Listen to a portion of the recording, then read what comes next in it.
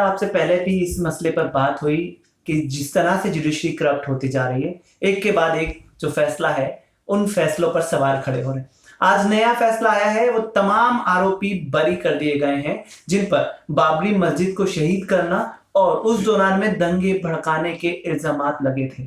वो लोग जो साफ दिख रहा है कि वो उसमें मुलजिम थे और एक बड़ा तबका उम्मीद लगाए बैठा था कि शायद उनको बाबरी में नहीं तो यहां तो कम से कम इंसाफ मिलेगा। तो देखिए, आप थोड़ा सा इसको वैसे समझने की कोशिश कीजिए।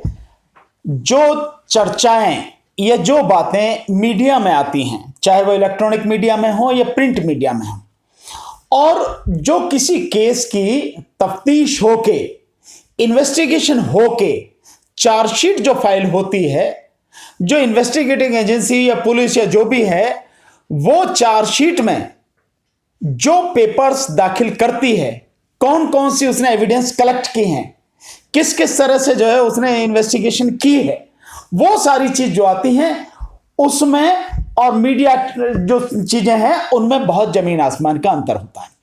कोर्ट को फैसला करना होता है कि जो पेपर आए हैं उसके सामने, उसके आधार पर फैसला करना होता है। मैं नहीं जानता कि क्या किस तरह के जो कोर्ट के सामने चार्जशीट थी उसमें किस किस तरह के वो थे।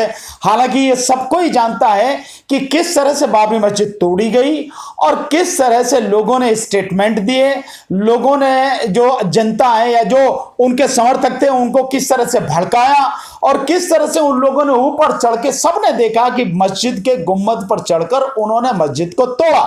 यही नहीं, माननीय सर्वोच्च न्यायालय ने जब ये इस मसले पर अपना फैसला दिया, इस पे बाबरी मस्जिद वाले पे जो फैसला अपना दिया, उस फैसले में भी कोर्ट ने खुद माना कि वहां पर मस्जिद थी, मस्जिद को तोड़ा गया, वहां पे कोई मंदिर नहीं था, ऐसे कोई सबूत नहीं मिले। उस सब के बावजूद भी मंदिर के हक में फैसला आया।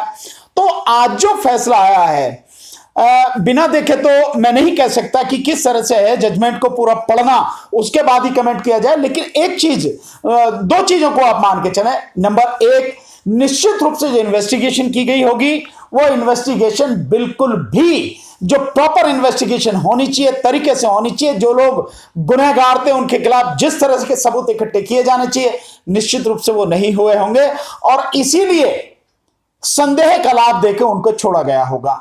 एक बात।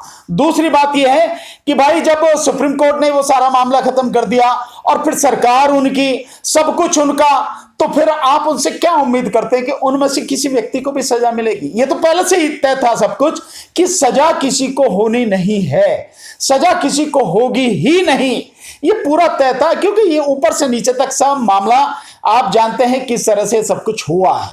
तो इसमें कोई आश्चर्यजनक वाली बात नहीं है। जो फैसला आया है यही फैसला आना था, ये फैसला हुआ है।